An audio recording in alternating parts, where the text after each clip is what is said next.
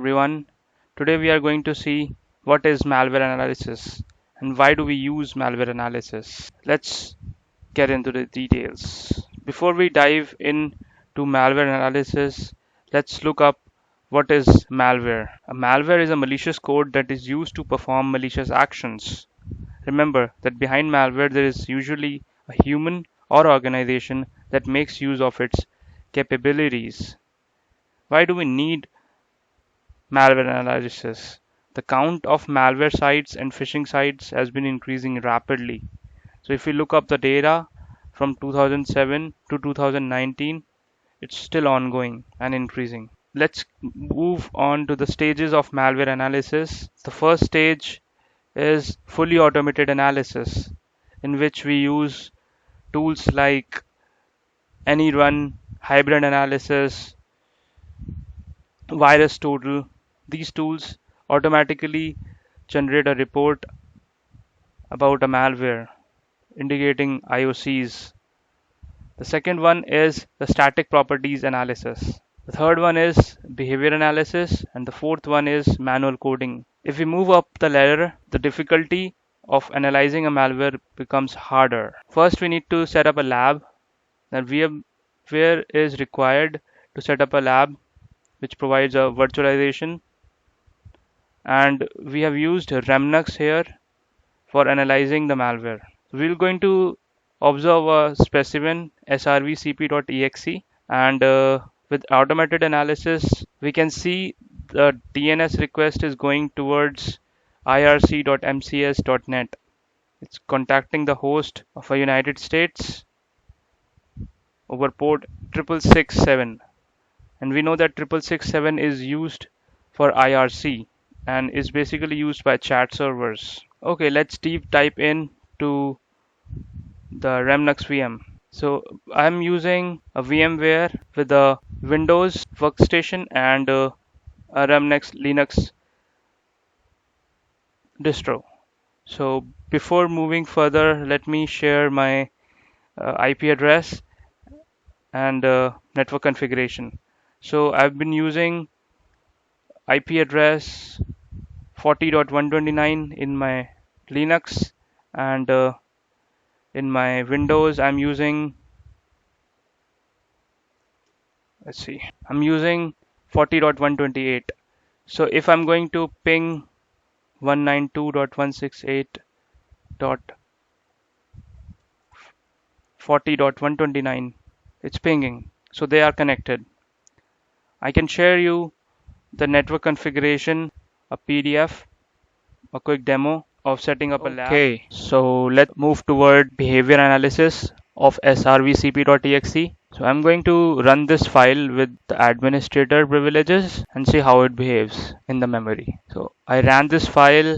Now I'll check process hacker and I can see it's running. I have few options to see here that it is running. I can see the threads here. I can see the statistics with the token with process name is equals to srvcp.exe. There are some registry modifications. Interesting. See if there is any file modifications or not, or read a file gus.ini. Since gus.ini is not present in system32, we need to submit gus.ini into system32. Let's give what malware is asking for. Let's see if there is a persistence mechanism or not. Registry, we can see current version /run. That means it's executing with persistence mechanism. User reboot his machine and logs in back, the virus or the Trojan will automatically go into the startup. This is an important aspect. Now let's try to see Wireshark and capture events from Wireshark. Okay, so it's sending a DNS over port 53 to 192.168.40.129, and it says destination host unreachable. Okay, in that case we need to run a DNS server. Let's give what malware is asking for, and we will be running a fake DNS. Okay, so now let's see. Okay, cool. Now we can see a reset and an acknowledgement. Okay, that's interesting. We can see traffic is going towards IRC MCS.net. IRC stands for Internet Relay Chat. So it's asking for the IRC server. We may need to open an IRC daemon. Okay, so IRC daemon has been started. Now let's see if we see real traffic or not. Okay, that means we are seeing the traffic with the request and TCP request have been coming up. If we stop it and see the packet capture with the TCP stream, we'll see Nick and Mickey. That's interesting. Since we have seen in the process hacker that SRVCP is still running and process monitor, we saw there was a file gus.ini which a malware is trying to open and read, and system32 doesn't have that gus.ini, so we're going to provide gus.ini to the system32. So now we have submitted the file to gus.ini. Let's see if we can capture something real interesting here. Okay, so something good came up here. It says Nick Mickey, and we need to understand what it is. Since IRC stands for Internet Relay Chat, it could be possible that srvcp.exe listens on the IRC channel for chat messages from the attacker, and IRC server relays attacker's command just messages to channel participants. It could be possible that attacker can message or just type a message. Since malware use various protocols for C2, and IRC is powerful and convenient, and HTTP is more likely to go through firewalls. As per behavioral analysis, we can confirm that we see file system, registry modifications, network activities. This helps us in deriving IOCs and charts the paths for the code analysis. Let's move towards the code analysis.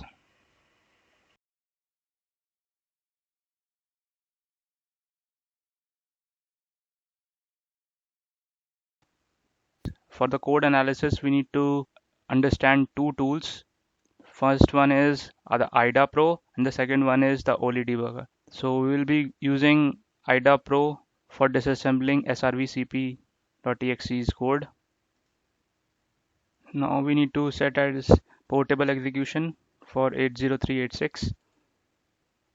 Here are the names window, the strings window.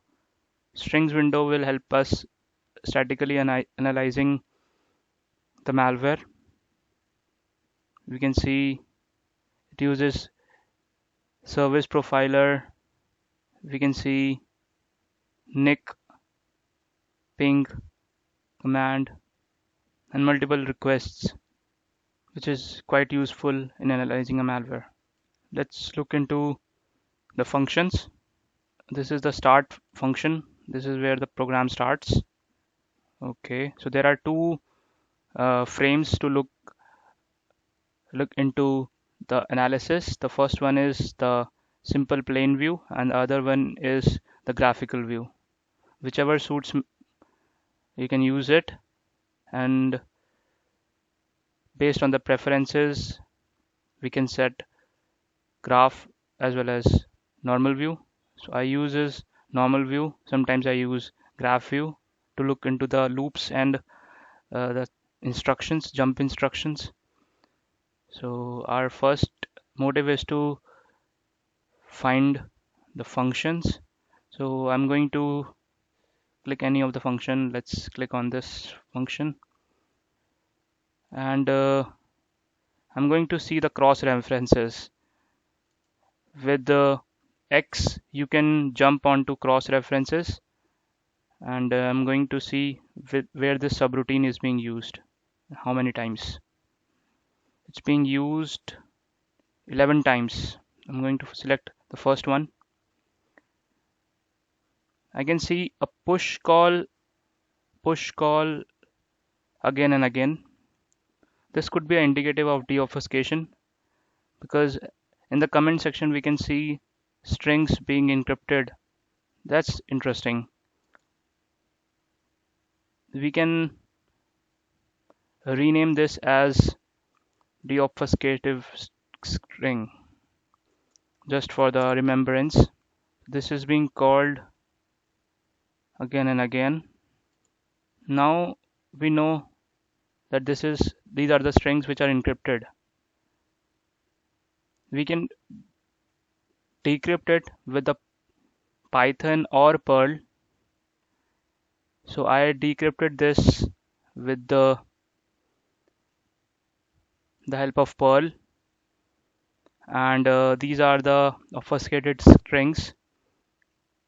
So if we XOR it with Perl, we can decrypt it, and this is how it looks like, the encrypted value and the decrypted value. Now let's move towards our disassembler. This is the main part of the file, because gus.ini is the file which is being opened at the time when malware is being run. We have seen in the past.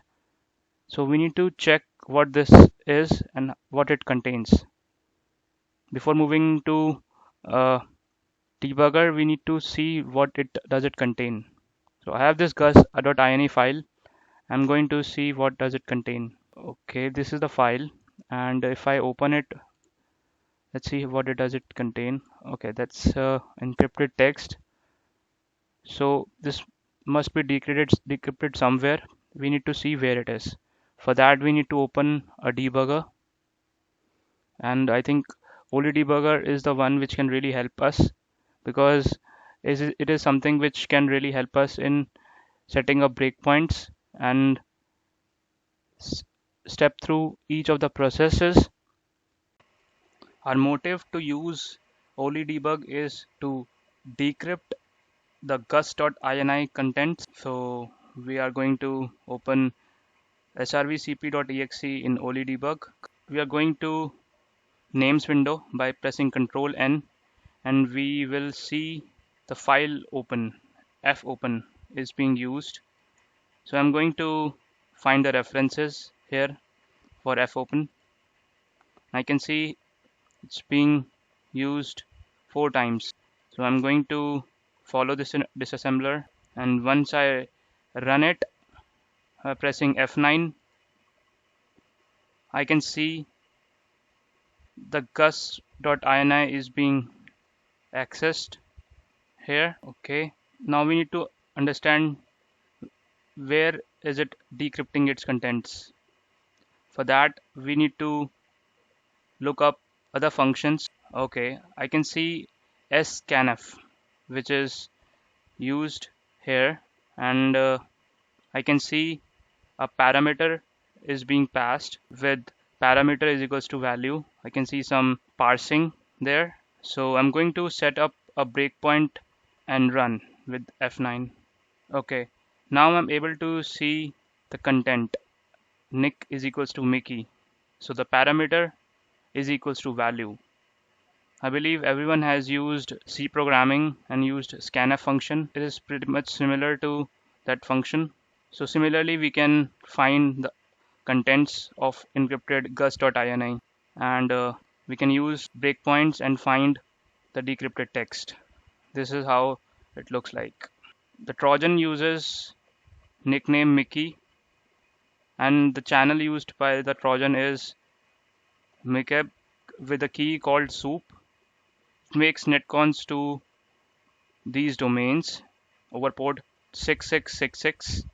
So therefore it is quite useful to identify the contents of encrypted file.